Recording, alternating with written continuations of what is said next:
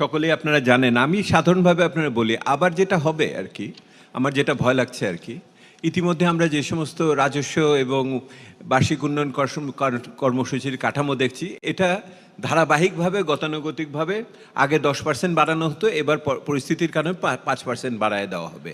এটার সাথে আর্থিক পরিস্থিতির কোনো সংযোগ সেই অর্থে বাস্তবতাতে নাই।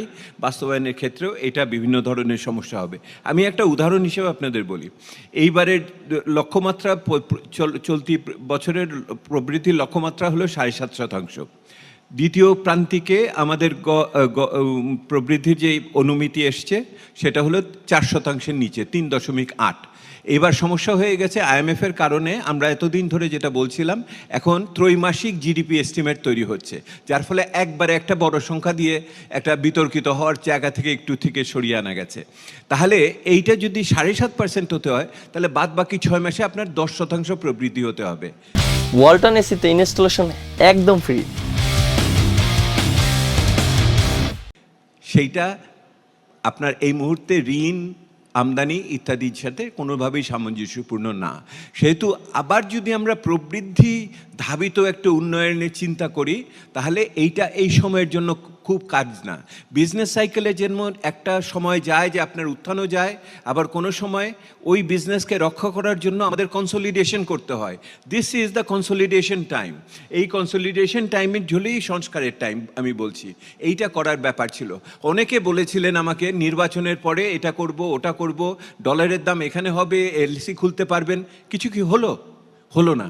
কারণ কি? কারণ হলো ওই সংস্কারগুলোকে করার জন্য যেই তেজ দরকার, যে রাজনৈতিক বলিষ্ঠ আপনার পদক্ষেপগুলো দরকার, সেইগুলো আমরা এখনও দেখছি না। এইটাই এই সরকারের নির্বাচনী ইস্তেহারের ভিতরেও আছে, সেই নির্বাচনী ইস্তেহারের জিনিসগুলোকে কাজ করার। আমি আরেকটা কথা বলে এখানে শেষ করি। আপনারা বারবার রপ্তানির কথা বলছেন। বাংলাদেশে যেই ট্রিলিয়ন ডলারের ইকোনমি আমরা দাঁড় করালাম, তার তো বড় অংশই তো হলো অভ্যন্তরীণ বাজার। অভ্যন্তরীণ বাজারে এখন বিভিন্ন ধরনের কৃষিভিত্তিক কংগ্লোমেরেট থেকে আরম্ভ করে আমার এভরিডে হাউস হোল্ড অ্যাপ্লায়েন্স থেকে আরম্ভ করে কত কিছু তৈরি হচ্ছে।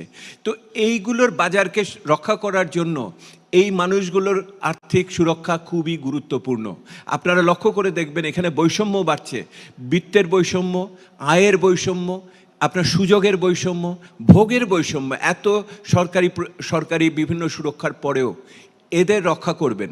আমি ব্যক্তি খাতের নেতৃত্বদেরকে আমি অনুরোধ করব, আপনাদের ব্যবসা বাঁচাতে পারে সবচেয়ে বড় বাংলাদেশের এই কোটি মানুষের ভোক্তার বাজার।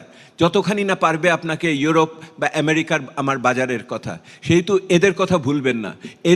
এদের সুরক্ষার ব্যাপারটা আপনারা একই সাথে মনে রাখবেন।